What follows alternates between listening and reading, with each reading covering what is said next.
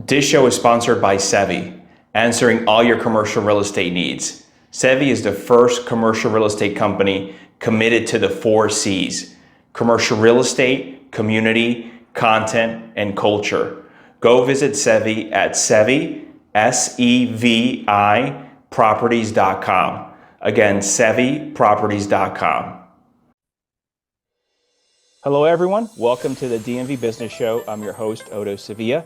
And today I have a very special guest for you. We have a man of many things. We have Andrew Rose. Andrew is an agricultural futurist, founder, advisor, author, speaker, and CEO of Chesapeake Sun. Welcome to the show. Thank you, Odo. I really appreciate it. It's an honor to be here.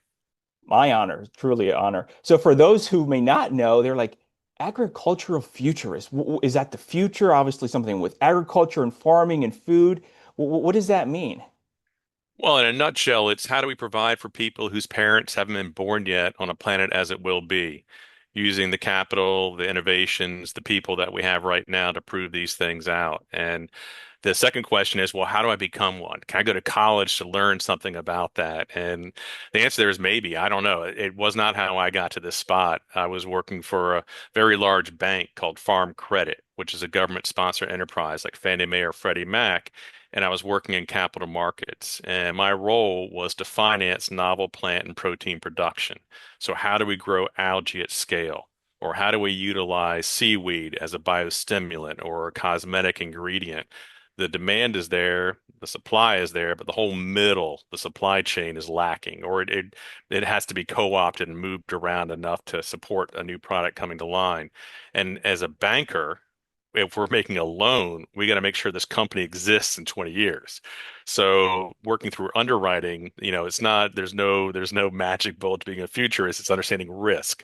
What is the risk if we invest $2 million or $20 million into this thing? Will it be around in 5 to 7 years, given geopolitics, given climate, given all the other things that impact that? And at that point in time, I really began understanding and gaining clarity on what we actually needed in agriculture to be able to feed our fellow citizens and the world population on the planet as it will be, because it's never going to stay the way it is now, and it's never going to go back to the way it was. It's certainly changing very rapidly now. I left Farm Credit a little over 3 years ago and have been working independently with different companies that all meet that thesis of looking over the horizon and bringing something of benefit, typically in agriculture, but I do quite a bit in energy as well. And if that doesn't sound fascinating enough, for the past 10 years, I've been very concerned about the cyber resiliency of our entire agriculture supply chain. So I've helped facilitate multiple national conferences. I've spoken on stages with hundreds of people in the audience. And now I'm a contractor for something called an ISAC, an Information Sharing and Analysis Center that, excuse me, encompasses the whole life sciences. And under life sciences sits agriculture. So right now, for fun, I do future threat modeling. So what is the next thing that's going to interrupt our ability to feed our citizens, and how do we then not well, thwart it, hopefully, but at least build muscle memory around responding to whatever that thing could be. So I do that frequently around the country, and you may or may not ever hear about that or see that on my LinkedIn profile. But broadly, that's who I am. I live north of Baltimore, but I'm not from Maryland. I initially hailed from the eastern part of North Carolina. So sometimes I say things that sound a little bit different, not like a Marylander would, but they all make sense to me. So if you need clarity on something, let me know. Oh, that's a great intro. I have so many questions, Andrew. So the first one I just came to mind when you were mentioning your banking experience. So as a banker, you're basically lending to farmers? Correct. Farm Credit's mandate that was established in 1921 was to provide a steady source of credit to the agriculture community. Because back in 1921, a little over half the country were farmers. We were an agrarian society, and any threat to that would be a threat to national security. The bank has maintained and operated under that charter since then. And now it finances a little over $300 billion in agriculture production. These aren't the people that grow and raise things is what they can finance, and they work very closely with the USDA. And Farm Credit is distinct from the Farm Bureau, which most people think about. The Farm Bureau is like the Chamber of Commerce for Hmm. farmers. Farm Credit is the bank for farmers. Okay, interesting. So were you basically walking the land when some of these farmers talking to them, or was it mostly just in office, underwriting deals, or on the phone, email, or? No, there was a lot of travel involved with that. One of the deals I looked at was feeding algae to livestock to Hmm. increase the omega-3s that are found in their long chain fatty acids. And that was an interesting combination.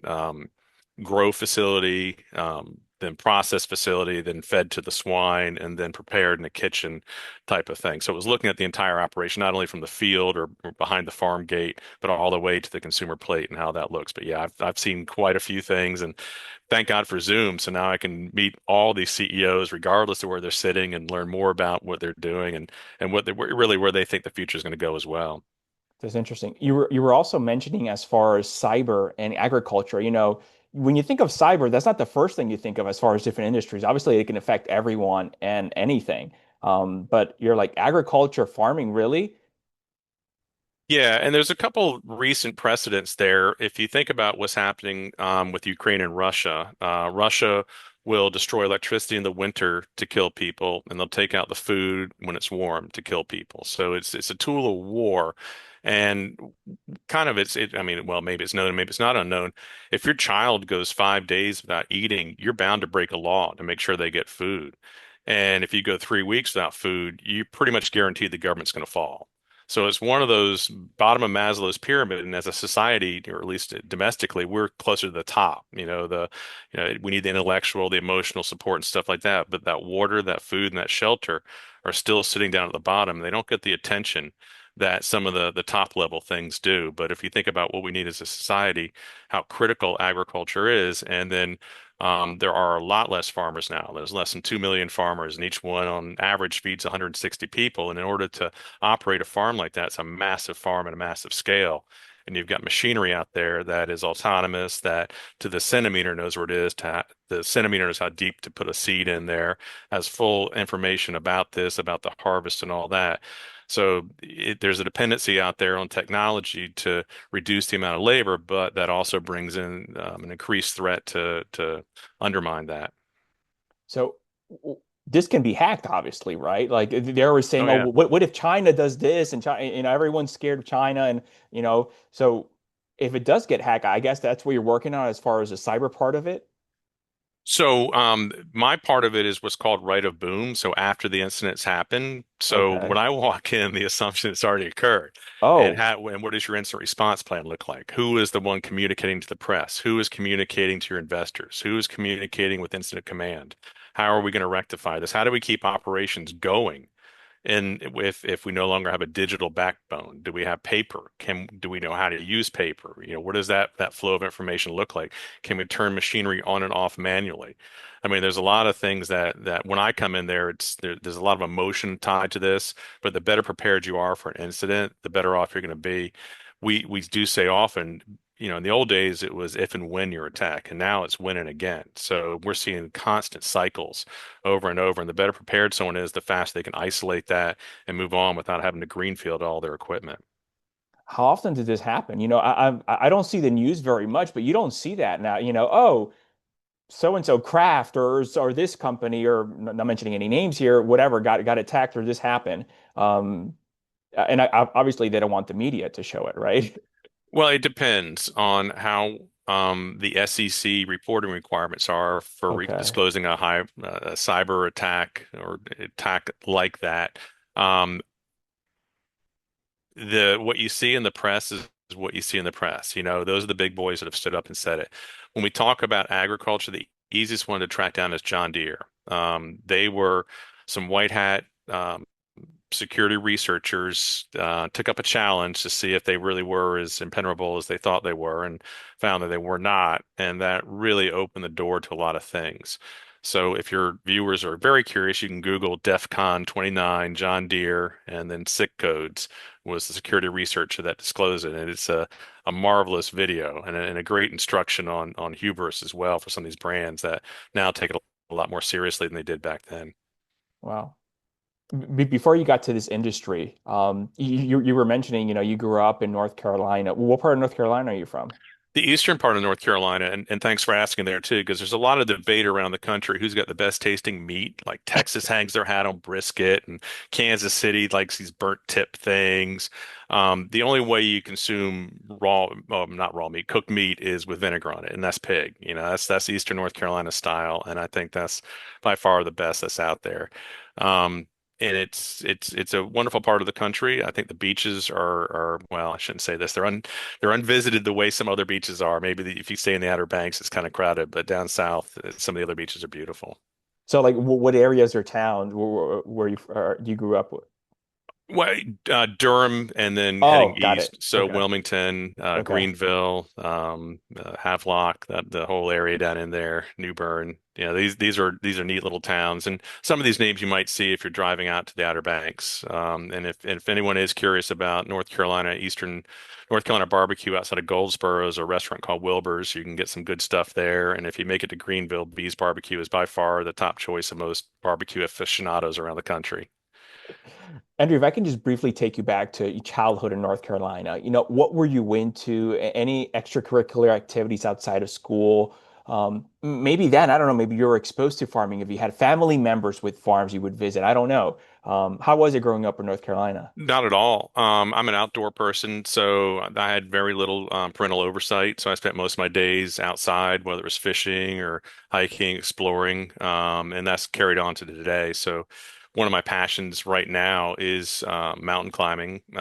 There's a bunch of 14,000 foot peaks in Colorado, and I've been fortunate enough to summit 35. Oh, There's wow. even more that I haven't summited. I've tried to that I didn't make it up to the top, but I figure I'll wait another day for a few of those. But that's always been a passion of mine. Long distance hiking, backpacking, spending a week or two in the wilderness, doing solo trips. And I think I contribute a lot of that to growing up and having that freedom to explore, and not being afraid to, walk through a spider web and just brush it off, or, get slashed by a bramble, or, God forbid, stung by something, which is always a problem. Yeah, yeah. So you finished high school in North Carolina, and after high school, did you know already what you wanted to do, or what happened after? No, I went to East Carolina University, which is known as, some of your listeners may want to cover the ears of their kids. It's a party school. And of all the schools I got accepted into, it had more girls than guys. And I figured Great and it was ratio. Division One. Yeah, football team wasn't too good back then, but we've had our moments. So I went there for a few years, and then unfortunately, or fortunately, depending on how you look at things, didn't make it past the second year, and then moved down to New Orleans, and I worked as a saute cook on Bourbon Street and lived in the French Quarter for a little while, and spent a few years rambling around, but not only New Orleans, but the whole Southwest, line cooking, and then decided to go back to school and finish my college degree. And I went to a little college in Illinois. There was still no agriculture exposure at that point in time, and then immediately went into restaurant management, and then did that for a few years. Restaurant management turned into retail management, and then I found my way to a CPA firm and did marketing and business development for about 12 years. And the fortunate thing there was, that was right when the whole search engine world exploded. So you had Ask, you had Yahoo, you had Bing, you had Google, and I really made it my mission, but it was also a passion, was understand the algorithms. So how does an algorithm work? How does it think? What's it going to do next? And I got very good at anticipating algorithmic moves, and I was able to position our assets in such a way that we had a huge social media lift what we're doing. I rebranded the CPA firm, and we became one of the top firms in the country for accounting for dentists. It was a really nice high net worth niche area for us, and so I gained a lot of experience both not only in the accounting world but also in the specialty medical world too. And then I did spend a little over a year at a digital agency as president, but then decided or got recruited by Farm Credit to go over there. And the whole how I got into agriculture is a long story. But when I got there, they said that they wanted me because their networks were so homogenous, that they were multi-generational people that went through the same colleges, knew the same people. So that kind of limited their scope and reach for what they were doing. And this is the same time that the Silicon Valley money started flowing into agriculture for vertical greenhouses. So it was a good match made in heaven there for me to get in there and review a lot of those business plans, meet a lot of the founders, the board members, the investors, and not only the private equity investors, but the corporate equity investors, the family offices network, the knowns and unknowns in that realm, a lot of the state non-dilutive money. The federal non-dilutive money, understand those channels where that came through. So that was a tremendous amount of exposure into the ag space, but also, again, niche back to those novel plant and protein production. I can talk for one or two questions deep about dairy or broilers or layers, but I will bring in an expert at that point in time. But if you want to spend the rest of the show talking about insect production, I'm more than happy to talk your ear off. And this was always around the Midwest, or what led you to Maryland? Well, I was working based in Maryland, but working Oh, all over the okay. country. Okay, because you mentioned Illinois and then everything else. So which one of those led you to Maryland? So, one of the retail chains I was working for was Eastern Mountain Sports, Okay. and they had a store in Towson that needed some Uh, turning around, and so I okay. was the fixer of stores going south, and came parachuted in there, and was just amazed at I mean, you're in real estate. I mean, Baltimore was a drive by. We would never stop in Baltimore. There's no reason to stop in Baltimore. If you drive north, there's no reason to stop at the Baby Refinery or Staten Island. Hmm. It was one of those places. But once you get off the highway and understand what this is like here, you understand there's a lot of charm here. I don't live in the city. I live just north of the city, but because of the negative headlines that are constantly coming out of Baltimore, it depresses housing costs. But Hmm. geographically, we still got that reach there. So it made a lot of sense to stay here. I left the company and then started working for the CPA firm here. And then the bank, I was based here, but that was domestic. And now that I've left the bank, I work on a lot more of the international types of deals because some of these solutions, those three generations out problems, aren't domestic. But the Netherlands, for example, has got great technology. So I work closely with the Netherlands to identify technology that we can then soft land in the United States. Um, I typically deal with New York State. They do a much better job on economic development attraction, coordination of state assets, and just overall willingness and pleasant to engage with types of folks. It makes it really easy to bring businesses into New York. But there are other places around the country. North Dakota is good. North Carolina is good. I was in Alabama in June, meeting with their economic development people, understanding what they're looking for in terms of new growth. I've been spending a lot of time investigating Indiana. It looks like they're white hot. They're about to go nuclear. They're looking good. And you just mentioned the Netherlands. All this consulting work is through Chesapeake Sun. Correct. Okay. Okay. And does it require a lot of traveling for you, or is it hmm always mostly? Oh, it does. Okay. Yeah, I'm home 1 month and then away for a month and a half typically, or I'm Oh, home for three wow. It is a lot of weeks. traveling. Okay. Yeah, and I know this sounds crazy, I prefer to drive because then I stack up all those hands I need to shake along the way. It's a lot more meaningful if you show up to a person when you're there. You usually get a few hours of their time. You build a deeper relationship than you do just a virtual meeting. And there's so many hands to shake. No, it's so true. Andrew, you have such a rich career. What would you say you're most proud of thus far in your career? Um, the big highlight is almost 18 years ago, it became very apparent there was a gap in leadership training in the region here. If you were in the C-suite, there's plenty of places for you to go. There's Lead Maryland, there's the Chambers of Commerce, there's all kinds of things. But if you're just right out of college and you're one of these rising professionals, the leadership options were limited at that time, and to this point, other than what we created, they're still kind of limited. So we wanted to start a non-discriminatory leadership program that reflected the community that it served, mostly to prepare people for the board roles and fiduciary responsibilities to go along with that, but also really to become servant leaders. And we put our heads together. There was back when at the CPA firm, I was asked to do marketing and sales, and that was not my background. So I formed a small peer support network group of about 12 people. And over time, just through word of mouth, it grew to about 2,500 marketing executives. So I drew from that pool and said, hey, we need to start this leadership program. And we had about 120 volunteers, and we noodled over it for a couple of years. And we started a program called Give, which is part of Business Volunteers. And it's been running for 15 years. And we have 600 graduates that are embedded in all kinds of academic, for-profit, nonprofits, government, and a nice little network of people that are do good, do the right thing when no one's looking. Types of people, the types of leaders that you want to have out there. So I think, in terms of business, it really wasn't a monetary success, but it was planting those seeds for 4 generations. That's great. A lot of what you did, you went from this role in this industry to a different role in a different industry. If someone's listening to this and maybe they're doing right now, they're in this box and they're like, you know what? I don't like it. Or maybe instead of being an accountant, for example, since you mentioned that, maybe I want to be in sales and marketing or something totally different in a different industry. When you do that and you sort of almost not reinvent yourself, but you're going from one area to a different, how do you go and attack that? What's your perspective and thinking? Well, first be abundantly curious. You need to be open-minded. Your assumptions might not be what's valid. You certainly want to talk to those that are wiser than you. It's always better to get to the end of the book rather than try to learn every lesson yourself. And there, one of the things that's made me so successful is that I love niches. I like going where people aren't, and being that guy. When it came to microalgae, I was that guy. When it came to seaweeds, I was that guy. When it comes to insects, I get those phone calls. Now I'm the space agriculture person, so I get invited to a lot of different events because I understand how to grow something in a controlled environment, whether it's a mushroom, an insect, a plant, or anything else like that.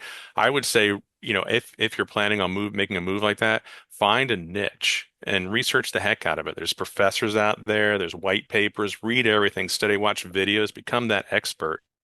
And then if you want to move into sales, now you know the universe of companies that serve that network, whether from production or distribution or whatever that looks like. And take a look over there. But do the research first. I wouldn't recommend just making a jump like that unless you're the kind of person that goes off the high dive without looking.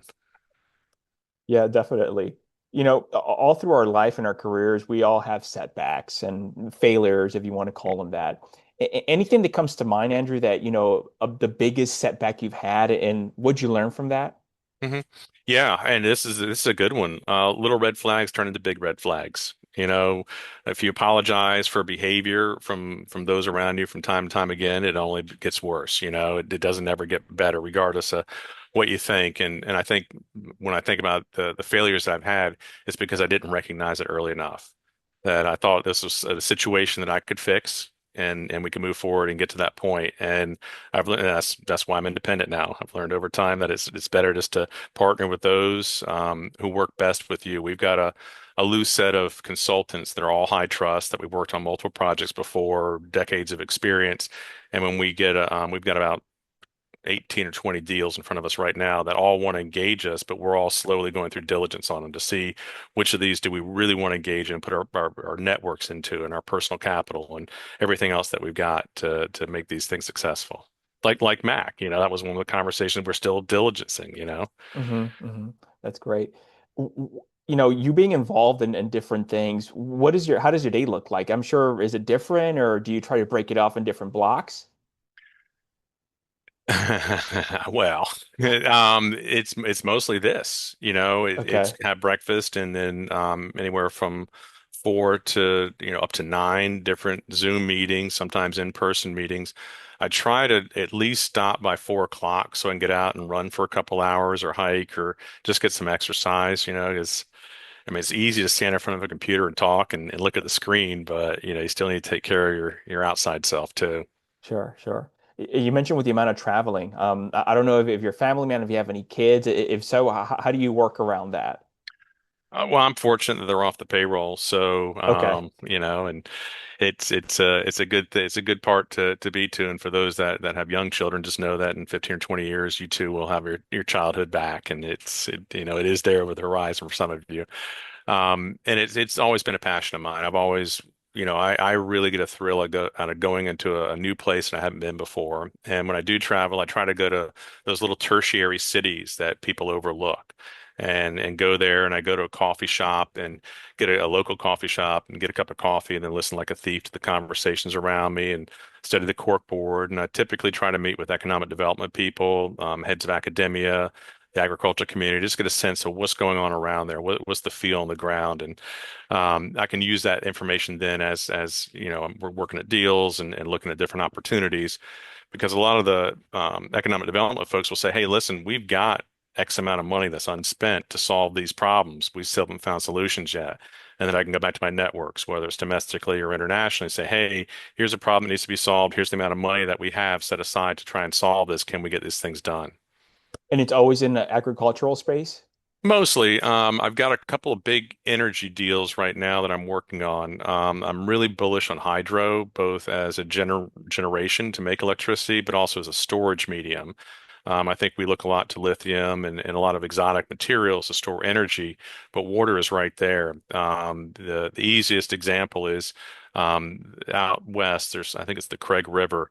It's a $2.8 billion hydro energy storage using a reservoir, and the head flow goes down and generates electricity with turbines in it.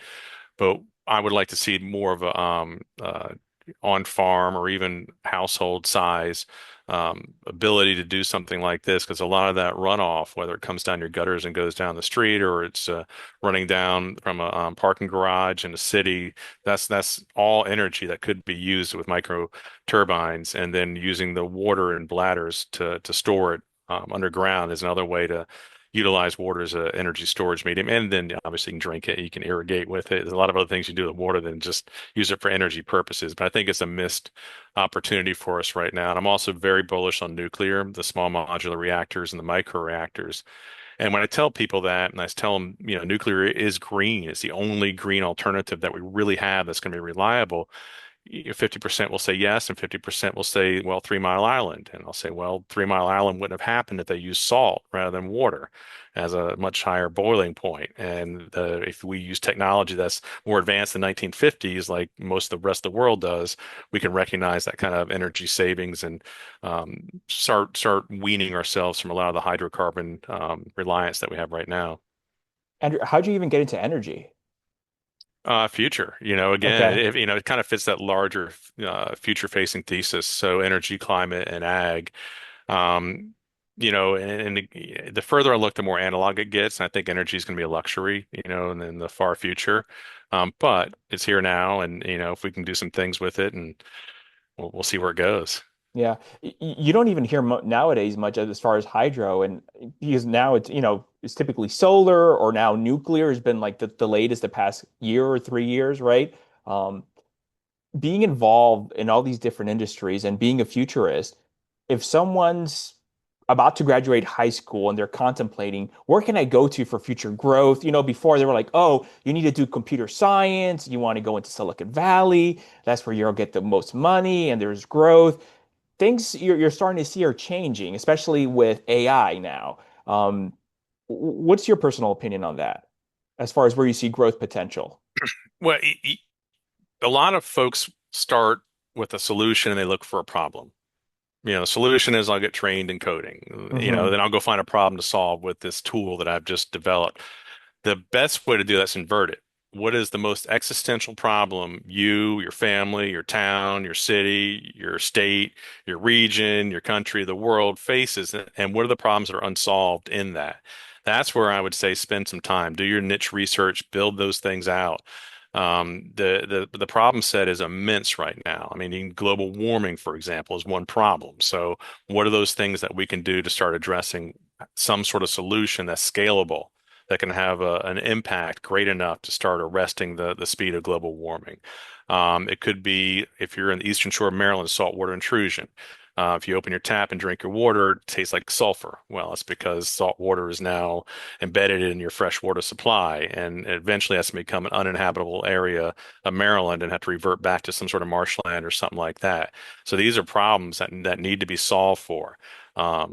That I would tell them, start with a problem and then develop the tool set that you need to address that problem, whether it's biochemistry, whether it's molecular biology, whatever those things are.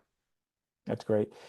And nowadays, though, like when I'm talking to younger people, sometimes they don't even know what problem to attack, what they even like. It's something's getting fed through them, whether through TikTok or some kind of algorithm. They're like, oh, okay, this person's making money. Let me try this. Or I think Amazon drop shipment, or just some crazy things out there, right? And not to say you can't make money in none of these things, but a lot of the youngsters, unfortunately, aren't seeing it as far as what's a problem and how can we find a solution for it. Yeah, that is a rare breed of person. I've spoken to many different college campuses to college students about life after graduation. And when I started doing it, probably early 2000s or so, I would say, okay, if anyone in the class here wants to reach out to me afterwards, here's my card, here's my information, please do. I'll help you any way I can. I think the high watermark may have been 8%. Now it's less than 1%. Wow. Wow. Okay. Well, Yeah.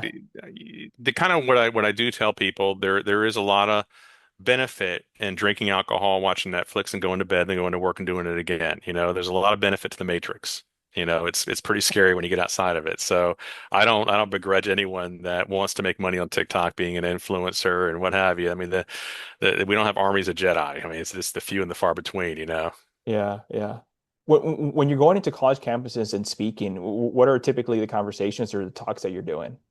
So the last one I did was to a group of 600 professional ag students, and it was how to counter cyberbullying because as a teen, anyway, you're going to get a lot of that, and it's common now. It wasn't Hmm. so common in those folks that are sort of the pre-digital age, and then if you're in the ag community, it's even worse. There's a lot of dogpiling that goes on from different constituencies, whether they're valid or they're being influenced by foreign adversaries, either way. So what I wanted to do was instruct the kids how to recognize it, how to reclaim your power, when to walk away, when to report, when to meet someone where they are, because it could be someone that's just uninformed and just needs to learn more about what agriculture is and the benefits of that.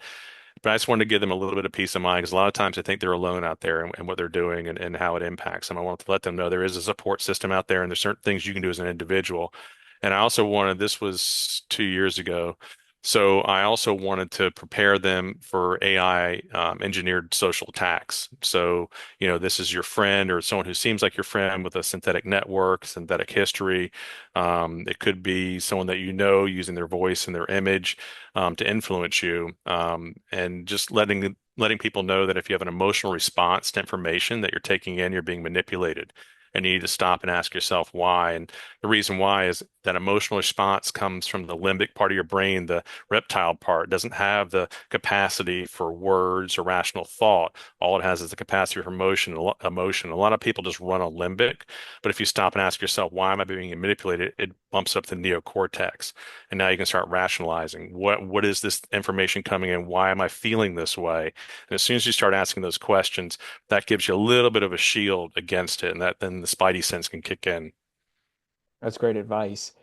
But being involved with different businesses, and I know you've said also in different boards, are there some things that come out to you that you're like, okay, this CEO, this founder is successful, certain traits that you notice from some of them? There are two types of leaders. There those leaders that demand people follow along behind them, and then those leaders that build teams around them, step back and let the teams do everything. And it really depends upon what you're comfortable with. So I don't know if there's really any set thing to think about other than your personal personality. The DISC assessment is a great way. It's a well-known tool to understand your personality. So if you've got a D person, you want to be a C. You want to be the person behind it, putting numbers in boxes and let them take that lead. If you're an S person, you want to have the team and everyone else around that can work forward towards different projects. So and understand where you are too. So if you're a D, you're not going to be happy in an S environment because you want to be that lead, but here it is as a team approach. There are ways you can make amends on that. I think, just kind of on a macro version, looking at that. And then I like leaders that express empathy. I know that's a hard thing, and it's kind of and everyone has a different litmus test on what they want. But I want someone that's really going to understand the needs of whoever the customer is going to be, the users are going to be, and really be able to put themselves into their shoes as well as the community at large. I like people that give back. For me, that's another tell, that they've got something deeper into themselves, and leaders that are mission driven. Those are a lot of fun to hang out with. Although the leaders that are financially driven too, there's some benefit there because they're drivers as well. So, it all depends on the situation. It goes back to what I said before, little red flags turn into big red flags. So if you got something that doesn't feel right, either get it clarified or know this might be a hand you want to fold on. In some of your talks, Andrew, do you ever have students, college students, just come up to you and say, "Hey, Andrew, I want to start my business doing X or Y and Z." Hmm. Yeah, and not only that, I mean, I probably review anywhere from 500 to 1,000 business plans a year. I'm looking at these things, and one of the biggest issues that I see is they haven't done competitive research. They haven't seen who else has already solved for this, who else is doing it, and oftentimes it's a big multinational. And which is not a bad thing because big multinationals like to buy ideas. They like to buy Hmm. small companies. They don't have to spend the money on the research themselves. There's a way to position yourself with strategic venture funds and step it up through there so you have access to engineers and other things like that. But yeah, do homework first. I mean, don't fall in love with your ideas so deeply that you don't know who else is doing it, and don't fall in love with your idea so deeply that you don't take feedback. Because if see people not taking feedback, it's an early indication for us. That's a red flag we want to walk away from. Yeah, that's true. Are there any specific? I know you say you love, mountain, hiking and everything, but are there any specific habits you feel that have helped you in business or maybe even outside of business on your personal side? Um, So going back to what I said before about being abundantly curious, I want to hear people's stories. And when I go to networking events, I tend to arrive painfully early, 30, 40 minutes early, because I want to get a lay of the land. I want to know where the doors are, what the setup is going to be. I want to know the names of all the staff that are working at these locations. And I think that, it's not necessarily physical exercise, but it's more exercise for business. So if the food's coming out the food's coming out one door and the empty tray is going another door, you want to be next to that door if you're hungry. You want to know where the bathroom facilities are. I have arrived at multiple events early and helped set up. I have arrived at one of the most premier events in Maryland many years ago, and they asked me to give out name tags. I'm like, oh, heck yeah, I love this, Yeah. because then you get that they think that you're a sponsor, they think you have a higher level of involvement, but here you were just an attendee that raised your hand and said, "No, I'll clean the bathroom for you. I'll vacuum a little bit for you," Hmm. because people see that. It's just like when you're in the office and you pick up paper clips on the floor, turn lights out when you leave the room. You don't think anyone sees it, but people see that stuff, and from a networking and business development standpoint, they remember that. Yeah, that's true. That's great advice. What would you say is your biggest challenge with your role in your business today? The amount of time it takes to do diligence on the people that want to work with us. Because whenever someone comes to us, they always put their best foot forward, and everything sounds great on the spreadsheet, but we got to do our level of diligence, and I think, and then once that's done, and then it's negotiating the engagement piece of it and getting all those other little pieces done. After that, it's we're to the races. We're able to accomplish big things very quickly given our networks and the people who know us. But I'd say that's probably the biggest impediment right now is the sort of the top and mid funnel stuff. So the due diligence, do you have a team doing that Hmm. or okay. Yeah, so how we do, we put the deals up on a board and we have the group of consultants and we all look at them and say, yeah, this one looks interesting. Two or three of us or four of us, or I think one of them we have like seven on. We say this is interesting, and then we start looking at the patents. We understand the moat, we understand the market, traction, all the validation of the teams, making sure everything we're seeing is valid because we're going to be introducing it to very, very important people and very large institutional funders. And then once that's done, then it's moving forward with what does the structured engagement look like? Is it fee for service? We taking an equity position? Is it a revenue share? Is it a combination of all these different things? But again, once all that stuff is done, then we're to the races. And the shorter time that takes to get to the races, the happier we are. But we also don't want to make any mistakes on that path. And from a marketing standpoint, what do you do to help drive traffic? Because it seems like the problem is not the top of the funnel because you Mhm. you have that covered. It's just the middle, right? Like you said. But go ahead. Well, I was going to say it goes back to the niching. Okay. I'm not going to be looking at someone that has an auto dealership and wants to get more. That's not going to be. But if you just landed you know, well, Plantable. I was not working with Tony, but Plantable is a good example. It's a duckweed company in Texas. He got his A round through Kellogg's. It was a $27 million A round. I think he's up to 60 million right now. But niching into that exotic novel plant ingredient that's going to go as a egg white substitute into the Kellogg's products. Those are the people who contact me, the space agriculture people, all those, because what will happen is they'll call or they'll contact conventional agricultural people and they're like, "Oh, that's weird. You should talk to Andrew. You're talking Uh, algae and yeah. seaweed. Yeah, you need to talk to or insects. I mean, I'm got so much going on in insects right now because of RFK. And if we're getting away from some of these chemical dyes, one of the nice natural dyes comes from insects. I mean, and cosmetics. I mean, it's just off the hook, the demand for insects in the cosmetic industry right now.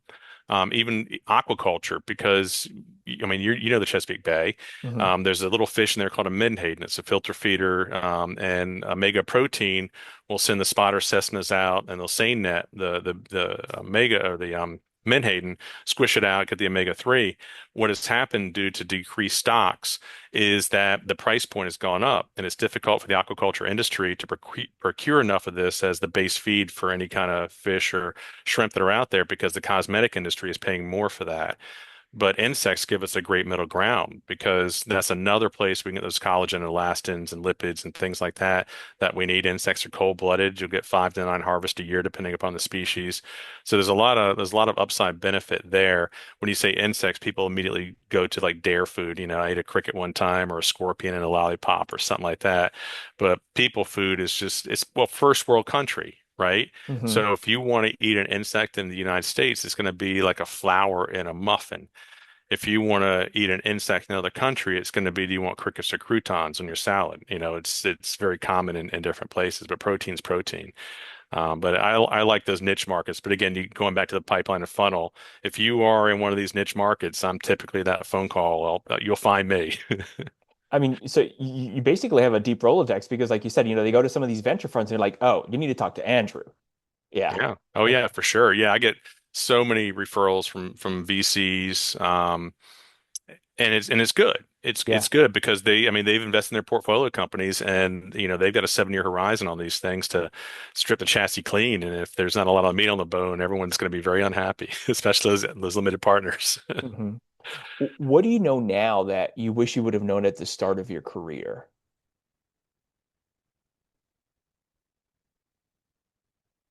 It's a good question, and it's I don't know if it's anything that I could have known then.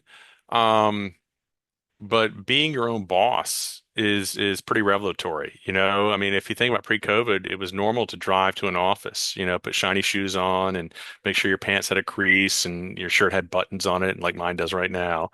But, I think after COVID, there certainly was that relaxation, and the work still gets done. Um, and again, I guess I'm speaking from a different perspective as an independent contractor. The amount of hours spent hasn't changed at all, but it seems like it's a lot easier, more fun, more fluid. But I'm not in the bank anymore, so I guess if I was still there, it'd be a different story. I don't know. Maybe it would. Maybe I don't know. No, no, I agree with you because pre-COVID, like many, I was going to the office every day, suit and tie. Now I can't remember the last time I wore a tie. Maybe it's been a year, maybe more than that. I don't know. Also, maybe I changed my wardrobe and my style, but Hmm. even now with meeting with clients, just more business casual, and I think that's what happened. I think a lot of people just sort of, I mean, it depends. I mean, if you're in banking, maybe you do have a certain uniform you have to wear, right? A dark Um, jacket, yeah. I mean, I saw yeah, whether it's a tie or not, it's a dark jacket. yeah, but I think things have become more relaxed since COVID. I agree.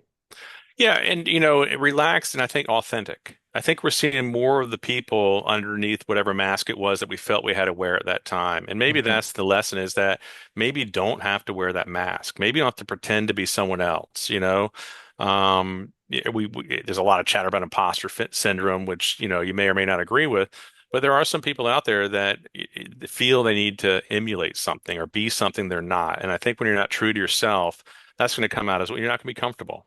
Yeah, no, it's so true. Have you had any big mentors throughout your career? And if so, what'd you learn from them? Yeah, the biggest is probably Greg Condoracci. He was one of the early marketing officers at Alex Brown, that Deutsche Bank, all that lineage. He teaches graduate students at Johns Hopkins now, and he's a situational mentor for me. So he's the one that whenever I have one of these big fork in the road life business questions, I'll buy him coffee. and he's from upstate New York. And when I started the Give program, that nonprofit, I Hmm. said, I don't know if I can do this. This is going to be like United Way big. This is huge. He's like, he goes, people that, what do you say? Dumber people than you have done more than this. You can do it. I'm like, oh, all right. Well, that makes it easy then. Yeah, I guess I can. I mean, to oversimplify a little bit, but yeah, he's been one. And, you always look for people who are not only at the top of what they do, but open to really listening to what you've got to say and give you that advice. Um, so not only being a mentor, but also being the mentee, the receiver of that information, and making sure that that wisdom is embedded deeply into your actions and your thoughts and your path forward too, because there's got to be a mutuality there. Yeah. Coming to an end here soon, Andrew. What are you most excited about? What does the future look like for you the next couple of years? Duckweed. Very excited about duckweed. Limna, there's about 40 different species of it. Each one has different traits, and using some modern tools right now, we can either express or underexpress different traits to have this thing do certain things, whether it's bioremediation, taking up certain chemicals that are in mine tailings and then extracting them out through a process, or for animal feed, or for a wide variety of things. But I am very, very bullish on duckweed. So if you have any listeners out there that are see that green thing on your pond and you hate it, just give me a holler and I won't take it from you, but I'll tell you how great it is. What do you love so much about it? That's a Dried first in the show, so that's why I have to ask. Well, dried weight, it's 40 to 50% protein. So for inclusion Oh, in animal feed, the physiological changes in the animal for the positive have been extraordinary in overseas testing.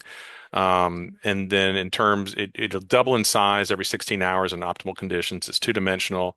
It's easy to harvest. I talked about microalgae. Love microalgae, but it's a pain in the ass to harvest. You can't really net it up. I mean, you really need to have a small pore size to filter that out and harvest it. Duckweed, you just skim off the surface and it just regrows again. If you're treating wastewater for nitrates and phosphates, it's there's so much there. Just and the wastewater treatment part of it is just astronomical. And that's not including the offtake, turning it to biopolymers or different types of wood or what things like that, or again, feed or food or whatever it is that we need. I've talked to people that have used it as a precursor for lubricants and fuels and oils for different industries. So I think the upside, I like a biological solution to problems. There's a lot of good chemists out there and a lot of good mechanical engineers, but if I can keep it, the closer I can keep it to analog and biological, the happier I am. wow, I didn't know that. That's great. Is there something I didn't ask Andrew that I should have asked? Maybe you want to talk about? Well, I had a whole bunch of notes on insects here. We can certainly make that a whole nother session. Because there's a lot of upside to insects, and I think they're going to be part of the conversation more and more going forward. And I think we need to understand what the different species are and how they're used, but we don't have time for that. Well, let me ask you this then. What's your favorite insect and why?